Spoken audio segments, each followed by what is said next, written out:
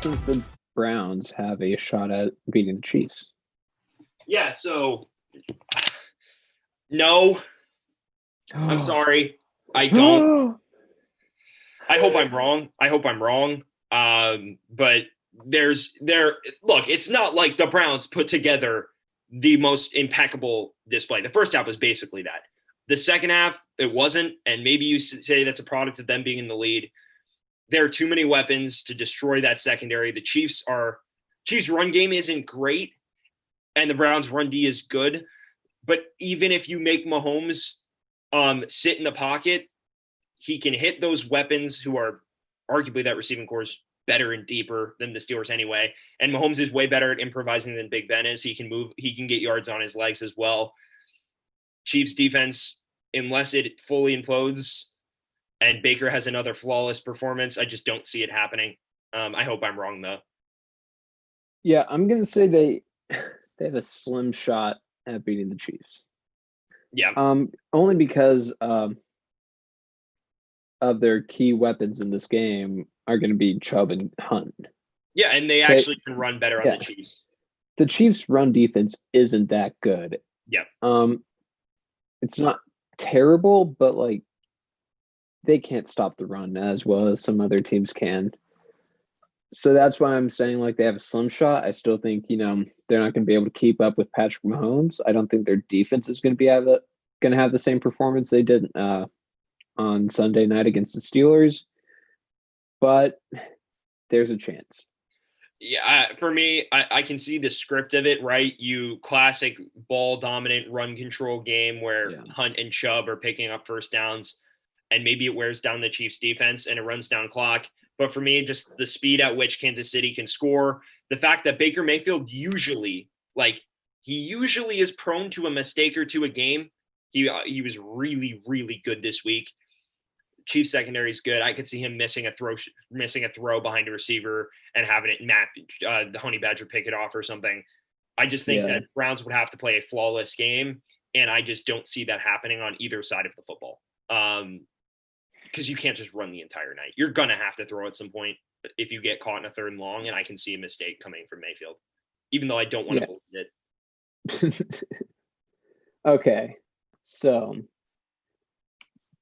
the Bills bandwagon rejoices as well, Sam. Allen and company survived comeback attempt from the Indianapolis Colts. Yep. And there's just some bad officiating going against them. So how concerned are you about them against the Ravens this week? I was talking to Noah about it. Noah. Bills expert. Yeah. I'd be a little worried. I'm not going to lie. The Bills can't stop the run. They've struggled with that all year. And Noah's been talking about it all year. Secondary's gotten better, but the run D hasn't. Obviously, the number of ways the Ravens can beat you with their legs was on display this past weekend. Yes, the Bills secondary is better than the Titans. Yes, the Bills defense is better than the Titans. My only concern is a game where Lamar Jackson, J.K. Dobbins, Gus Edwards gash them with the run game. Lamar doesn't make a mistake, which he could do, but he's been playing better of late. And then the Ravens defense does a decent job on Josh Allen, holds the Bills in the low 20s, and it's a 24-21 win. I'm going to pick the Bills. I think it's going to be really kind of close. Maybe it's a shootout. Maybe it's a lower scoring game. I think if it's a shootout, it obviously favors Buffalo. But I'm a little worried. I'm not going to lie. I mean, the biggest strength of the Ravens is the Bills' biggest defensive weakness. And I think that we can't discount that. Yeah, I'm going to go with the Bills too, only because of their I still don't trust playoff Lamar. Yeah, me neither.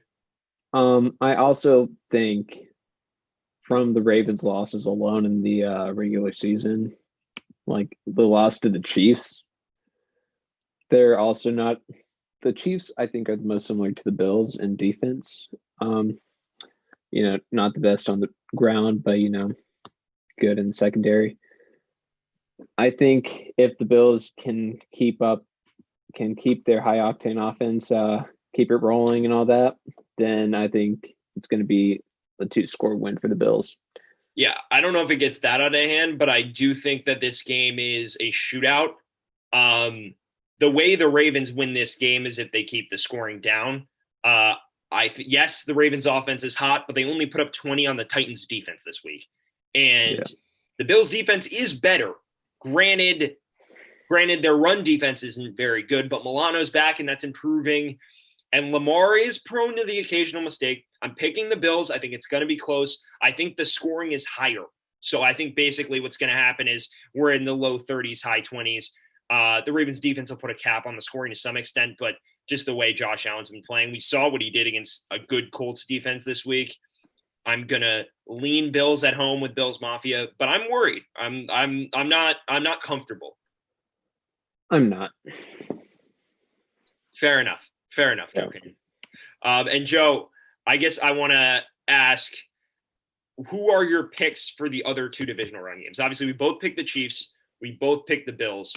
So just looking at it here, obviously we have the Bucks, who, by the way, Taylor Heineke, just major props to him for the way he played against Tampa and evaded that pass rush actually quite a few times. So we got the Bucks and the Saints, obviously New Orleans, and then Saturday afternoon the Rams at the Packers. So Joe, give me picks for both of those games, and your breakdown, and then I'll do the same.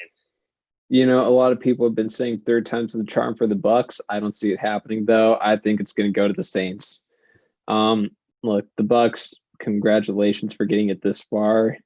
It's been like 13 years since their last postseason appearance. Yeah, 2000. I think it was 2007. Yeah, 14, 13. Yeah.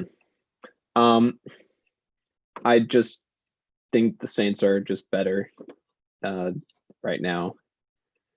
And I mean, like the way they beat the Bears is part of it. And also just, you know, the Saints beating the Bucks twice in the regular season. Like the first week, if it was going off the first week alone, I would be like, yeah, maybe they had a chance. Then the second time when they got blown out 38-3, I'm like, yeah, I don't see the third time being the charm for this one. I'm with you. I've got the Bucks, or no, the Saints. Sorry, I've got the Bucks losing. I don't have the Bucks. No, I have the Saints. Yeah, I got the Bucks. I got Tom Brady. Tom Brady will make it happen. Tom Brady. I think this one is actually close. Here's the thing that we have to remember about that 38-3. One, you got maybe Brady's worst performance all year, and yes, that was because of the Saints pass rush.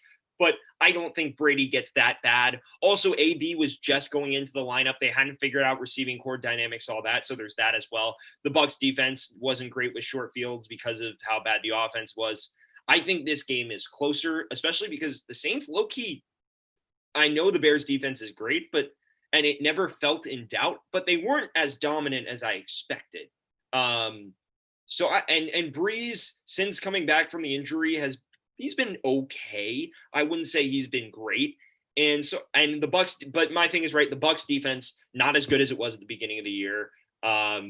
Maybe Kamara, they won't be able to hand it off directly to Kamara as much, but I think they'll just be able to hit him on checkdowns and it won't matter. There's enough options in the passing game. Michael Thomas finally looks back to somewhat of his old self after this week. I think that this game is probably at least a 10-point win. I'll float the Bucks some points. I'll say it's a 10-point win for the Saints. But I think that this game will be a little more intriguing than the last one was. Yeah. Also, it's noteworthy to point out that the Saints have the 5th best run defense in the league, while the Bucks have the number 1 run defense in yards per game. Yep. But the Saints have the 5th best passing D, while the Bucks aren't even top half in that. Yeah, and that's a huge thing, right? With Thomas coming back, Sanders is in the lineup. Other options have emerged. Jared Cook's been okay. The Bucks have an athletic linebacker core for sure, but to cover tight ends possibly. And the Bucks receiving core has gotten a lot better. But for me, just looking at it, the pass rush for the Saints is phenomenal. I think they'll do a better job getting pressure on Brady than Washington did. The secondary is way better than Washington's, I think, or at least better. Does Tampa put up more points and move the ball better? Yes, but I think they don't think it's going to make much of a difference because I think the Saints will manage to do the same on the other side.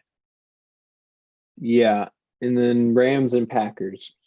Yeah. I got the Packers. I think it's actually going to be closer than people think. Is Yeah. Donald playing? Do we know if Donald's officially in yet, or are we still questionable on that? I don't know, but I have it up right here. If Donald plays, I think it's going to be super close.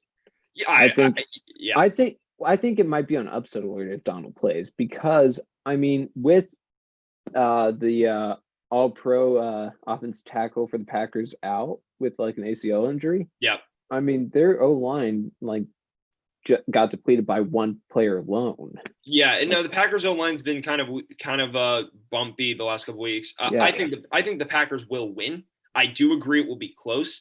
For me, the thought process is, for one, no one can stop Davante Adams. I don't think Jalen Ramsey can stop Davante Adams. I think Davante Adams is in a league of his own at the moment, and Rodgers is obviously playing at an incredible clip. He has the extra week to prepare, but there is a way the Rams can win this game. Cam Akers is playing out of his mind. The Packers' run D has been questionable kind of all year. It's been a bit shaky.